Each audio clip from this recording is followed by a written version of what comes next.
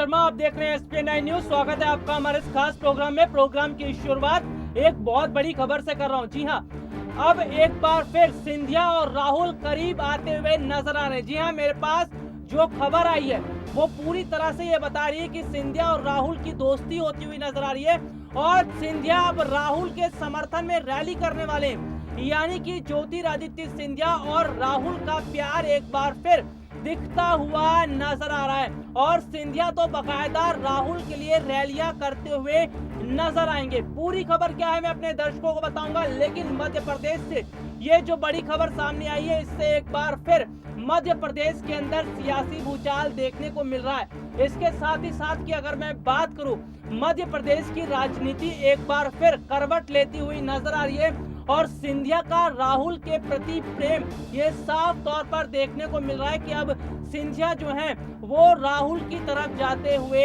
नजर आ रहे हैं। पूरी खबर क्या है मैं अपने दर्शकों को यहाँ पर देखिए बताता हूँ। दरअसल खबर यह है कि ज्योतिरादित्य सिंधिया 13 और 14 तारीख को एक बहुत बड़ी रैली करने वाले हैं और इस रैली में बीजेपी प्रत्याशी राहुल सिंह लोधी के समर्थन में रैली करेंगे। जी हाँ, मैं राहुल सिंह लोधी की यहाँ पर बात कर रहा हूँ। राहुल सिंह लोधी जो बीजेपी प्रत्याशी हैं उनके समर्थन में यहाँ पर रैली करते हुए नजर आएंगे ज्योतिरादित्य सिंधिया।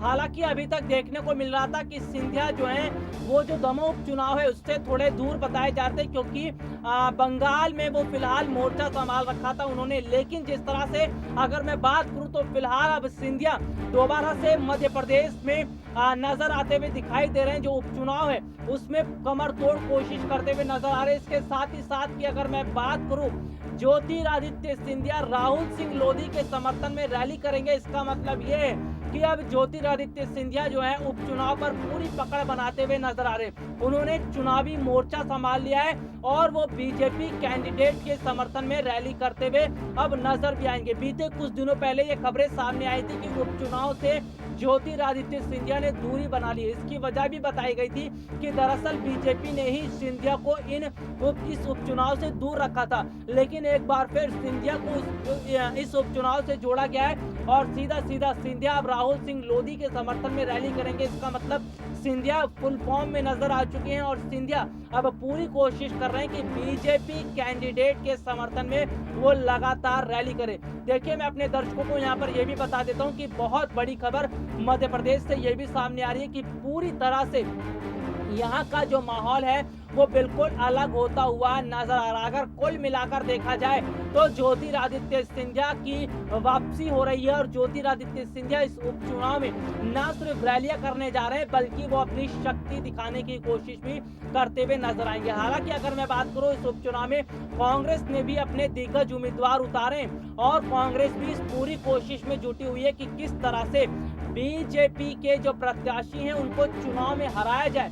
लेकिन अगर बात की जाए तो बीजेपी इस समय फूंक फूंक के कदम रख रही है और बीजेपी ये जानती है कि किस कैंडिडेट को कहां से चुनाव लड़ाना है और किस कैंडिडेट का फायदा उन्हें मिलेगा। तो ऐसे में बीजेपी जो सोच समझकर काम करती नजर आ रही है उसका फायदा बीजेपी को मिल रहा है। लेकिन ज्योतिरादित्य सिंधिया का इस उपचुनाव से जुड़ना और ज्योतिरादित्य सिंधिया की लगातार रैलियों में वापसी, ये साफ पता चल रहा है कि बीजेपी इस वक्त जो है पूरी तरह से चुनाव में बिजी नजर आ रही है। जी हाँ, अगर बात करी जाए पश्चिम बंगाल चुनाव में बीजेपी पूरी तरह से बिजी है। उसके बाद की अगर हम बात कर लेते हैं जो पुडुचेरी है या फिर अन्य है जो राज्य, वहां पर बीजेपी बिजी नजर आ रही है। मध्य प्रदेश में इस वक्त बिजी नजर आ रही है। यानी पूरे देश में कहीं ना कहीं चुनाव जो है वो होते हुए नजर आ रहे हैं। कहीं विधानसभा के चुनाव हैं, कहीं उपचुनाव नजर आ रहे हैं, तो कहीं अगर बात की जाए तो उत्तर प्रदेश में जैसे यूपी पंचायत। तो फिलहाल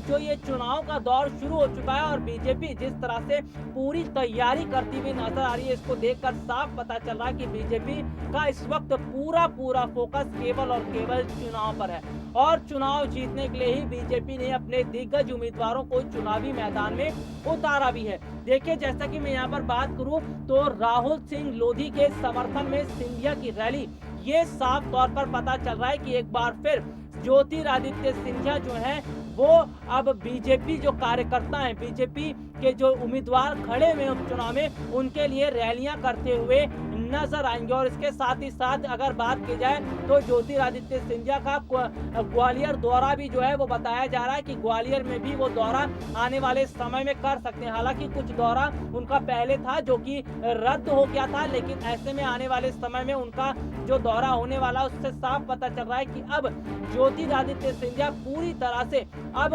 वो मध्य प्रदेश के साथ जुड़ते हुए नजर आ रहे हैं। चाहे वो उपचुनाव हो या विकास कार्य के को लेकर बातें हैं या विकास कार्य को लेकर काम करना हो, तो इस पूरी तरह से जो सिंधिया यहाँ पर नजर आ रहे हैं इसकी स्थिति ही बताती है कि वाकई में अब सिंधिया जो है पूरी तरह से वो बीजेपी के रंग में रंगते हुए नजर आ रहे हैं। और बीजेपी जिस तरह से धीरे धीरे करके सिंधिया को जो जिम्मेदारियां सौंप रही है, बाकायदा उस जिम्मेदारी को पूरी तरह से बखूबी ढंग से सिंधिया निभाते हुए नजर आ रहे हैं। जैसा कि आपको मैं अपने दर्शकों को यहाँ पर बता देता हूँ, दरअसल बीजेपी ने जो कैंडिडेट खड़ा किया है राहुल सिंह लोधी, उनके खिलाफ कांग्रेस ने भी एक ऐसे ही कैंडिडेट को उतारा। जी हाँ, उसका भी नाम राहुल बताया जा रहा है। तो ऐसे में कांग्रेस यहाँ पर पूरी तरह से जो है वो बीजेपी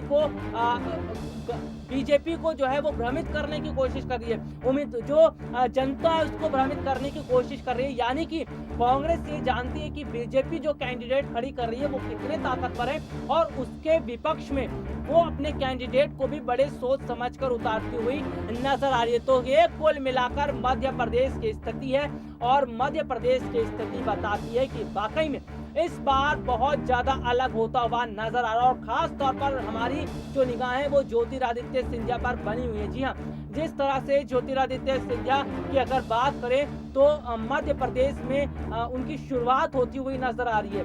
यानी कि उपचुनाव से जुड़ना, हालांकि उपचुनाव में कुछ समय पहले भी वो रैली करने गए थे, लेकिन दोबारा से उपचुनाव में उनका जो मोर्चा है वो पूरी तरह से उन्होंने संभाला है। इसके साथ ही साथ वो अन्य जगहों पर भी ये देख रहे हैं कि कहाँ रैलियां कर सकते हैं और खास तौर पर ग्वालियर पर जो उनका पूरा फोकस है उससे साफ पता चलता है कि ग्वालियर के लोगों के लिए विकास कार्य को कितने बड़े पैमाने पर सिंधिया करना चाहते हैं। तो ये कुल मिलाकर स्थिति यहाँ पर दिखती हुई नजर आ रही है। लेकिन एक बार फिर ज्योतिरादित्य सिंधिया का जो दौरा होना है और जिस तरह से वो बीजेपी प्रत्याशी के समर्थन में रैली कर रहे हैं, इसका मतलब ये है कि अब वो पूरी तरह से जो है वो ये कोशिश कर रहे हैं कि बीजेपी के कैंडिडेट को ज्यादा से ज्यादा चुनाव में वोट मिले और वो कांग्रेस व अन्य जो राजनीतिक अन्य दल हैं उन पर भारी पड़े। तो ये वाकई में अपने आप में बहुत बड़ी बात है। जिस तरह से बीते कुछ समय पहले खबरें ये सामने आई थी कि सिंधिया को उपचुनाव से दूर रखा जा रहा है, जिस तरह से खबरें ये सामने आई थी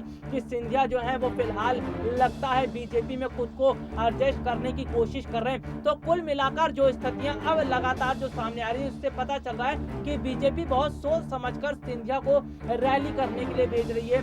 जो उनका दौरा है उसको बाकायदा कार्यक्रम तैयार किया जा रहा है ताकि हिसाब से देखा जाए और सिंधिया का जो कदम है, सिंधिया भी अपने हिसाब से कदम रखते हुए नजर आ रहे हैं। और बीजेपी जानती है कि सिंधिया की क्या ताकत है, उनके समर्थकों की क्या ताकत है, इसीलिए बीजेपी ना तो सिंधिया को नाराज करना चाहती है ना ही उनके समर्थकों को। तो ऐसे में बीजेपी भी सिंधिया की ताकत को देखते हुए बहुत सोच समझकर कदम उठा रही है और ना सिर्फ कदम उठा रही है बल्कि ये रणनीति भी अपना रही है कि सिंधिया को कहां-कहां रैली करने के लिए भेजा जाए ताकि सिंधिया की जो रैली है उसमें जो भीड़ जुटती है वो बीजेपी के लिए वोटर्स के रूप में तब्दील हो सके। तो ये फिलहाल स्थितियां बीजेपी के अंदर देखने को मिल रही है। और कांग्रेस की मैं यहाँ पर बात कर लेता हूँ तो दिग्विजय सिंह और कमलनाथ जिस तरह से बीजेपी को कमजोर करने की कोशिश कर रहे हैं और ना सिर्फ सिंधिया और उनके समर्थकों को तोड़ने की कोशिश कर रहे हैं, इससे ये साफ पता चल रहा है कि कांग्रेस में बैठकर दिग्विजय और कमलनाथ पूरी तरह से वो कांग्रेस का मोर्चा संभाल रहे हैं, तो वहीं बीजेपी की तरफ से सिंधिया इस वक्त मोर्चा संभालते हुए नजर आ रहे हैं। लेकिन इस उपचुनाव पर हमारी पूरी नजर बनी रहेगी कि आखिरकार ये उपचुनाव किसके लिए फायदेमंद साबित होता है, कांग्रेस या बीजेपी। और सिंधिया की जो रैलियां होने वाली हैं और सिंधिया अपनी रैलियों के जरिए जो अपनी शक्ति दिखाने वाले हैं, क्या ये शक्ति वोटों में तब्दील हो पाएगी और क्या बीजेपी के लिए जो भीड़ इकट्ठा होगी वही लोग वोटर्स जो हैं वो उनके लिए बन पाएंगे, ये अपने आप में बहुत बड़ी बात होगी। क्योंकि जिस तरह से खबरें लगातार जो सामने आई थी कि सिंधिया और बीजेपी के बीच में मध्य प्रदेश में जो अनबन देखने को मिली थी, और ये अनबन की वजह से बहुत सारे कयास भी लगाए जा रहे थे और सिंधिया का बाकायदा कमलनाथ और दिग्विजय सिंह का प्रेम भी सामने आया था। तो ये स्थितियां फिलहाल मध्य प्रदेश के अंदर बनी हुई थी, लेकिन अब लग रहा है कि सिंधिया ने पूरी तरह से मोर्चा संभाला है और वो एक बार फिर राहुल के साथ आते हुए नजर आएंगे। जी हाँ, फिलहाल के लिए आज मुझे इजाजत दीजिए, नमस्कार।